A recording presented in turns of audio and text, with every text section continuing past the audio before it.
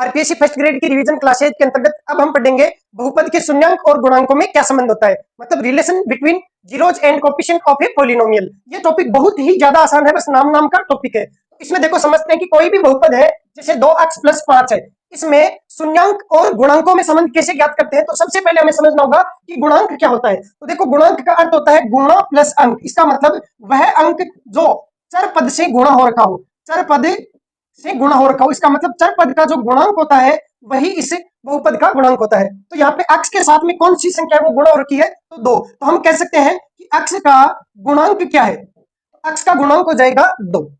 अब आपको ज्ञात करना है बहुपद के शून्यांक। बहुपद के शून्यांक का मतलब होता है कि इस समीकरण को जब हम सरल करेंगे तो 2x + 5, अब शून्यांक ज्ञात करने के लिए बराबर में 0 रखेंगे, तो यहाँ से 2x बराबर आएगा -5, x बराबर आएगा -5/2। तो यहाँ पे जो शून्यांक है वो क्या है, -5/2 है, क्योंकि शून्यांक का मतलब होता है बहुपद का हल ज्ञात करना। अब यहाँ पे देखो शून्यांक भी आ चुका है। अब आप जानते हैं गुणांक क्या है, 2 है। तो यहाँ पे शून्यांक में और गुणांक में संबंध पूछा जाए, इसका मतलब ये होता है कि आपको इस समीकरण का हल ज्ञात करना है और ये बताना है कि यहाँ पे x का मान क्या आएगा। अब जैसा कि मैंने बताया कि ये बस नाम मात्र का टॉपिक है, इसमें जो x का मान ज्ञात करना है वही शून्यांक और गुणांक के बीच में संबंध होता है। कैसे, देखो सबसे पहले हम देखते हैं रेखीय बहुपद के शून्यांक एवं गुणांकों में संबंध। तो रेखीय बहुपद को हम ऐसे लिखते हैं ax + b। रेखीय बहुपद का मतलब होता है जिसमें x की अधिकतम जो घात है वो 1 होनी चाहिए। तो x की अधिकतम घात 1 है, तो अब यहाँ पे x के साथ में गुणा हो रखा है 1, इसका मतलब x का गुणांक हो गया 1। अब इसका शून्यांक ज्ञात करना है तो हम बराबर में लिखेंगे 0। बराबर में जैसे ही 0 लिखेंगे तो ये होगा ax बराबर -b और x बराबर -b/a। अब हम इसको सूत्र के रूप में भी पढ़ लेते हैं। देखो कैसे, कि किसी रेखीय बहुपद ax + b के शून्यांक और गुणांकों में संबंध ज्ञात करने के लिए यदि इसका शून्यांक, शून्यांक का मतलब होता है हल और हल का मतलब होता है x का मान, और इसको गणित की भाषा में लिख दिया जाता है कि यदि इसका हल अल्फा हो या इसका एक मूल, देखो हल कहो चाहे मूल कहो चाहे इसका सरल रूप कहो या शून्यांक कहो, सारी एक ही बातें होती है। तो गणित में ऐसे लिख दिया जाता है कि यदि रेखीय समीकरण का मूल अल्फा हो, तो मूल का मतलब है इसका हल अल्फा हो, या कहें शून्यांक अल्फा हो, या कहें x का जो मान है वो अल्फा हो, तो अल्फा में और इसमें क्या संबंध होता है, तो ऐसे लिख दिया जाता है अल्फा बराबर -b/a। अब यहाँ देखो देखो यहाँ पे अल्फा का मतलब क्या हुआ, x का मान, तो मैंने लिख दिया x का मान। माइनस का b बटा कैसे आया, तो बराबर 0 करने से आया। तो ये तो बस फालतू की बातें होती है, लिखने की बातें होती है। आपको इतना ही ध्यान रखना है कि किसी भी रेखीय समीकरण में x का जो मान होता है उसको कैसे ज्ञात किया जाता है, तो बराबर में 0 रख के उसके बाद में जो x का मान आता है वही उसके गुणांक और शून्यांकों में संबंध होता है। अब हम देखते हैं द्विघात समीकरण के लिए। तो दूसरा है द्विघात समीकरण के लिए। अब द्विघात समीकरण को कैसे लिखते हैं, तो द्विघात समीकरण की बजाय मैं यहाँ पे लिखूंगा द्विघात बहुपद, क्योंकि समीकरण में तो बराबर 0 लिखते हैं और बहुपद में बराबर में 0 नहीं लिखते हैं। तो द्विघात बहुपद में शून्यांक और गुणांकों में संबंध बहुत ही ज्यादा आसान है, शून्यांक एवं गुणांकों में संबंध।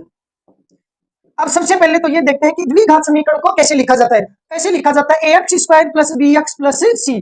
अब ये तो हो गया बहुपद। अब इसमें शून्यांक ज्ञात करना है तो हम इसके बराबर में लिखेंगे 0, अर्थात ax² + bx + c बराबर 0। अब जब इसको सरल करेंगे तो x के 2 मान आएंगे, क्योंकि यहाँ पे x की अधिकतम घात 2 है, तो इसके कारण से जितनी डिग्री होती है उतने ही शून्यांक आ सकते हैं।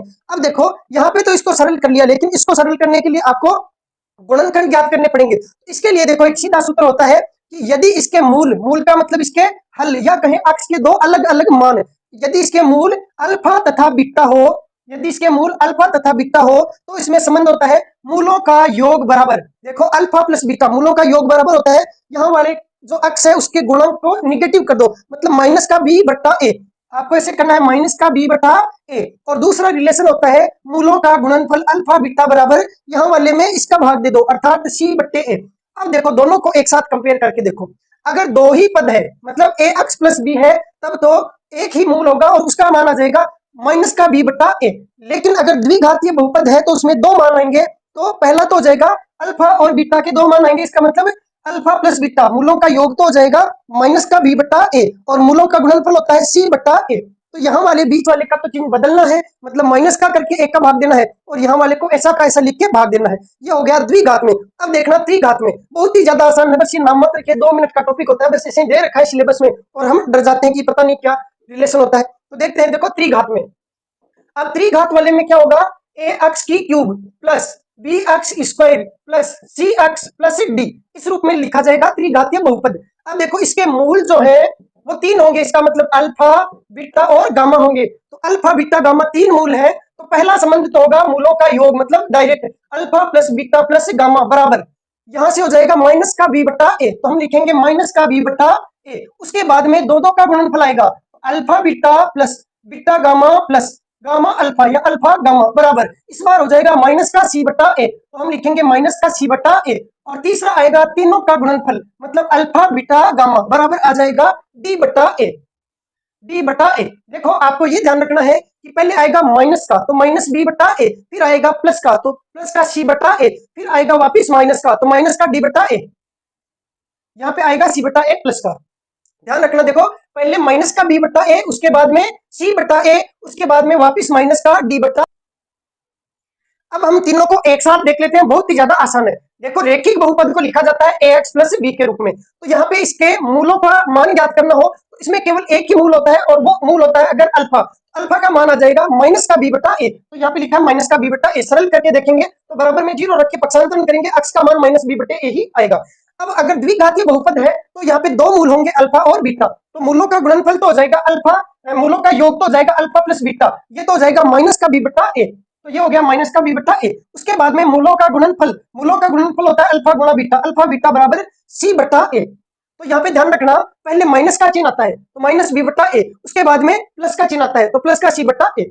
अब देखते हैं त्रिघातीय बहुपद, इसमें ए बी सी और डी चार चीजें आती है, चार पद आते हैं, तो इसके तीन मूल होते हैं। त्रिघातीय बहुपद में तीन मूल अल्फा बीटा गामा है, तो सबसे पहले मूलों का योग होता है alpha plus beta plus gamma बराबर माइनस का बी बटा ए।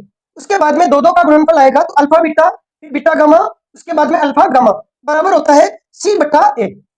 उसके बाद में तीनों का एक साथ गुणनफल अल्फा बीटा गामा बराबर माइनस का डी बटा ए। तो ध्यान रखना है, पहले माइनस का चिन्ह, फिर प्लस का चिन्ह, फिर माइनस का चिन्ह, यहाँ पे भी पहले माइनस का चिन्ह फिर प्लस का चिन्ह, यहाँ पे पहले माइनस का चिन्ह, तो माइनस प्लस माइनस इसी क्रम में चिन्ह चलते रहते हैं।